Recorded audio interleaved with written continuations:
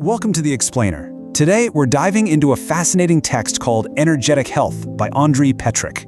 Now, this one presents a pretty unique perspective on illness and healing. It asks us to think about a really radical idea. What if the root of most of our sickness isn't physical at all, but energetic? Okay, let's just dive right into this. The source material opens with this really provocative question, to immediately challenge our usual way of thinking about health. It kind of sets the stage for its main idea, that maybe, just maybe, the real power to heal isn't in a pill bottle. So, to start building its case, the text points to a pretty staggering observation, one that actually comes from the medical field itself. Get this, 80 to 98% of all health problems are linked directly to our psychological and emotional states. But here's the crucial twist that the source proposes. What if those thoughts and feelings aren't just, feelings? What if they're a form of actual, tangible energy? All right, so what's the core argument here? The source basically proposes a whole new framework for understanding why we get sick, when that looks way beyond just our physical bodies. And this is a great way to see the two approaches side by side. The source argues that traditional medicine has kind of hit a dead end because it's only looking at the results of illness, the physical symptoms. But in this energetic view, the real cause is invisible. It's an energetic imbalance. The physical body is seen as secondary, almost like a mirror reflecting the health of this hidden energy system. Okay, so if the physical body is secondary, then what's primary? To get this, we really need to dig into the model of the human body that the text lays out. And yeah, it's a little different from what you learned in your high school biology class. The central concept here is what the author calls the subtle body. A good way to think of it is like an invisible, energetic blueprint for your physical form. The text suggests this framework exists right alongside our body, animating it, keeping it healthy, kind of like the software that runs the hardware. And this really shows you the proposed flow of that life force. According to the text, it all starts with the soul, which is described as the ultimate power generator. This source pumps out pure energy, which then flows through this distribution system, the subtle body, to power up and sustain our physical body. Simple, right? So let's zoom in on that distribution network. You have the soul, which is the ultimate source, the power plant. From there, the energy travels through this whole complex system of channels. You might know them as meridians. And it's all managed by these key energy centers we call chakras. Okay, so if our whole system is designed to run on this pure, life-giving energy straight from the soul, where does illness even come from? According to this text, where does the whole system break down? And here is the absolute crucial point.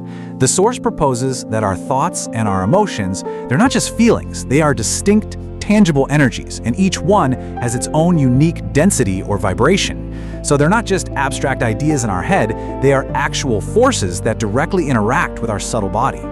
So all those negative states, anger, fear, that chronic stress, they're classified as low density, kind of coarse energies. So according to this model, when we feel those emotions, we are literally generating a type of energy that pollutes our entire internal system. And over time, all this energetic pollution, it starts to form blockages. The text describes it like sludge building up in a pipe. And these blockages, they stop that vital, pure energy from the soul from getting where it needs to go, to our organs and tissues. And that energy starvation is what eventually shows up as a physical disease. To really hammer this point home, the text uses this great little proverb. The idea is that prevention is everything.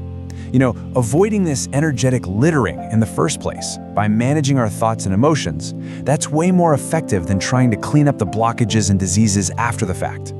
The author even suggests that some of these common physical symptoms can be direct signs of that pollution in the subtle body. For instance, a persistent cold spot on your body might mean there's a lack of energy flow right there. Or a muscle spasm, that could be the physical result of an energetic traffic jam. All right, so if the problem is energetic pollution that we create with our own thoughts, what's the solution? How does this text say we can actually reverse the whole process?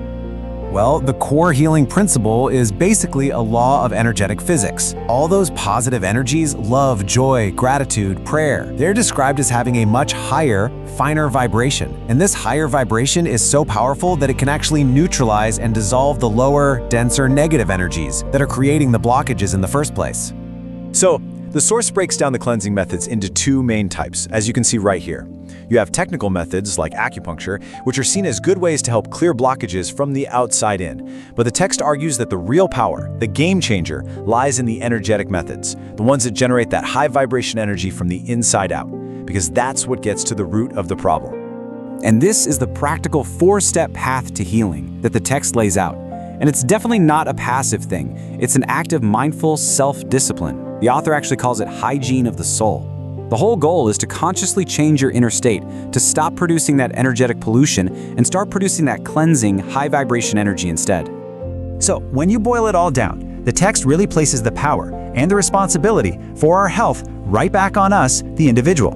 It's not about waiting around for some external cure. It's about taking on an internal journey to literally change the very energy that we're made of. And that brings us to the final, really thought-provoking question this text leaves us with. It asks us to consider a pretty profound shift in perspective. What if the most powerful medicine we could ever find isn't in a pharmacy, but deep within the landscape of our own spirit?